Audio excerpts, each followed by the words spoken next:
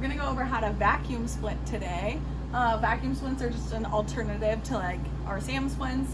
What it does is it has beads and then it'll suck all the air out and conform to whatever the injury is.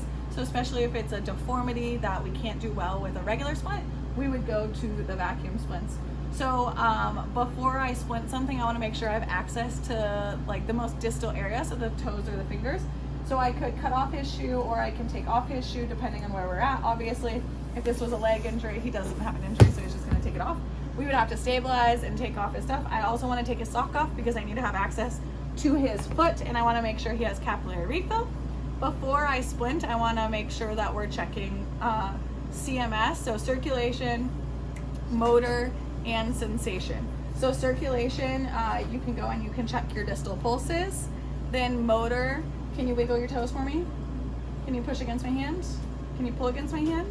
So he still has some motor use. Circulation, motor, and sensation. So close your finger for me, or close your eyes for me. Can you tell me which toe am I touching? My big toe. Big toe.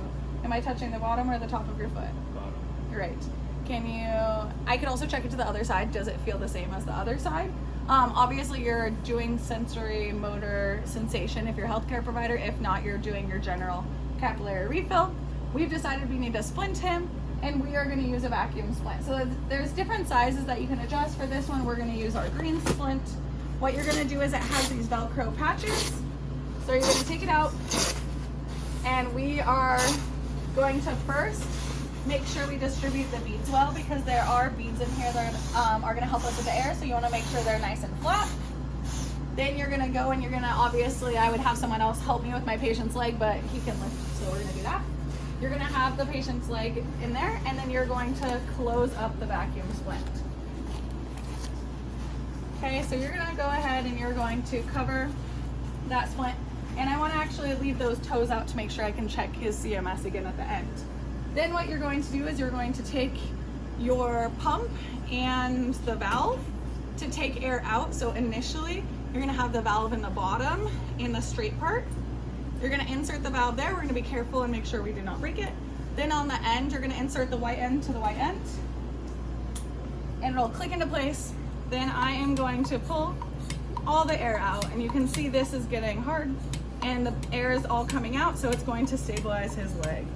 Once I pull all the air out, we are going to be able to, can you come close to this? There's a button right here. You're going to press the button and then you're going to pull it off. So make sure you press the button before you pull it off and you don't break it. Now he's in a nice stable position. He can't move. We would transport like this. At the end, I would check his sensory, his circulation, and his motor. Can you wiggle your toes? Great. I would check his capillary refill. Okay, fabulous. For sake of testing, we would be done at this phase. Make sure when you're testing, you're not going too crazy and going tight. You can pop these. What you're going to do to make this better is you're going to re-inflate it so more air goes in and so it doesn't get damaged before we use it again. So you're going to pull that out of the side. You're going to put it on the curved edge and then you're going to reinsert it into that white spot on the bottom. Then you're going to pump air into it. And we don't need to pump a ton of air. We just want to go until it's nice like it was before, and you can take it off. And again, when you take this off, you want to make sure that you are pinching the bottom and pulling. When you're trying to decide which kind of vacuum splint you're using, remember the rule: if it's a joint, you want to splint the bone above and below, and if it's a bone, you want to splint the joint above and below. Go try it.